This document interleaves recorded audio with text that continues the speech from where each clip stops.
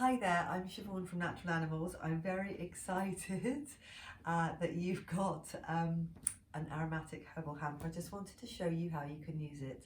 So obviously we're working with the kit for your cat. What Pip has on the fleece at the moment is valerian root. Now you've got a few dried herbs because cats really like dried herbs. The valerian root I put in a jar because it is a little bit smelly, smells a little bit like feet, but cats love it and dogs do as well. It's making Pip very excited.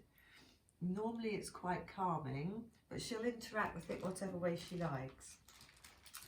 All of the herbs in your kit are organic, they're of the highest quality, so if your cat wants to nibble them, as they do sometimes, it's perfectly safe.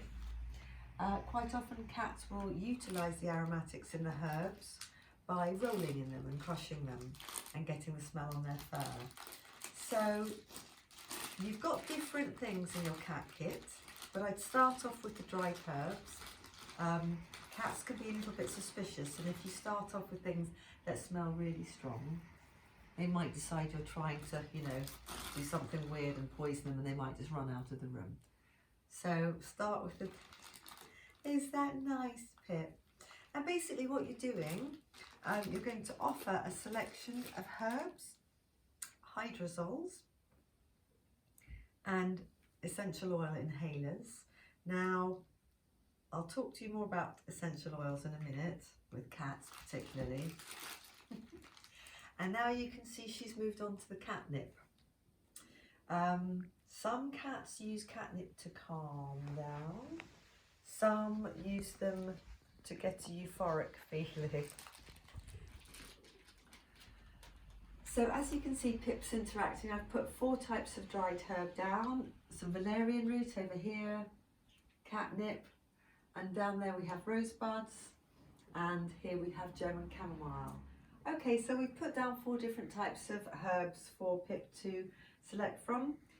Another thing in your kit, these larger bottles are what's called hydrosols.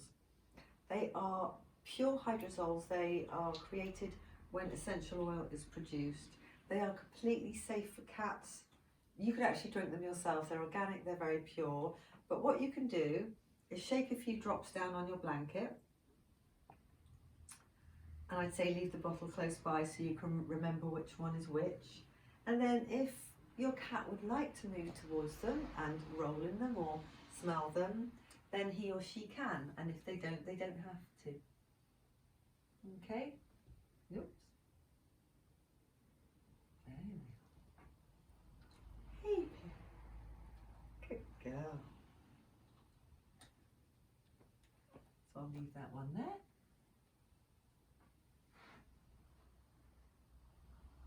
Hello, darling.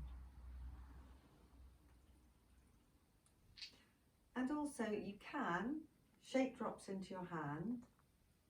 Cats don't usually want anything stroked on them, but if they do, they'll come to you.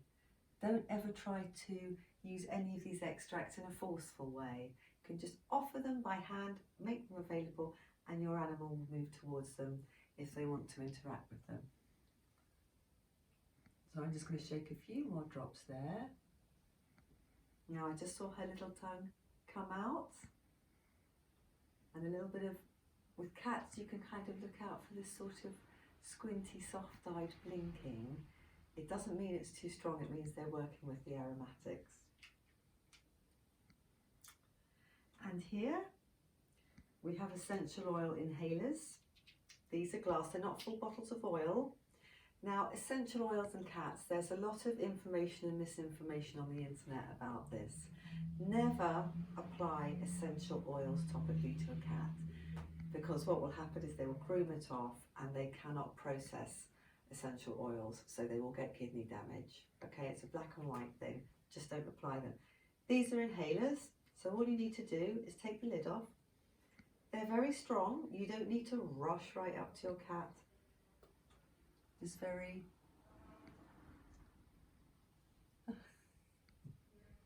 Now you see, you probably can't see her face, but her nose is going and she's blinking.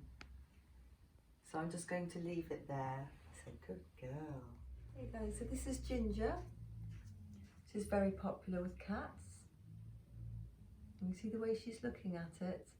I'm not going to put it too close to her. She can always move towards it, but she's interacting with it, not just as a plaything. Cats have very sensitive noses. If the smell wasn't attractive to her, she would move towards it. So again, this is LME. It can be very deeply soothing and relaxing for cats, especially when there's nervous tension. She's really enjoying working with these. Now again, it doesn't matter that she's touched the bottle. There's no oil on the glass, but oh, she's a good girl. Really enjoying that. And your aluminium inhaler contains a blend. Everything else is single plant, but this is valerian root essential oil, like the dried herb, but it's more potent, and vetiver. They work really well together, and it's a really nice thing to have ready whenever you think your cat needs calming or just relaxing and chilling. So if there's anything that particularly triggers them, it's a really nice thing to make available. And again, now let's just watch.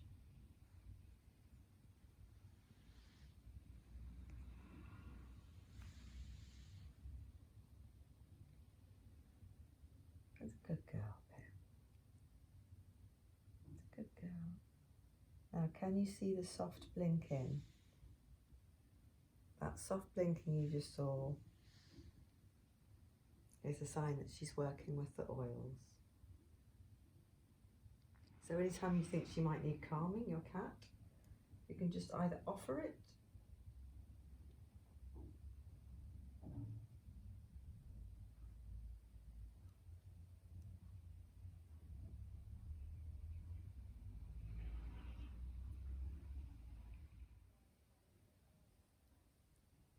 Are you good girl?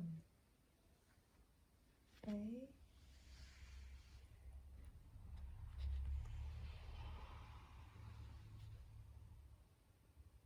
So you can see we've made Pip a herb garden with a selection of the aromatics, and now I'm being guided with what she's interacting with most, which in this case is the valerian root. So she's I'm just going to make a bit more available to her. Okay, here we are, Pip.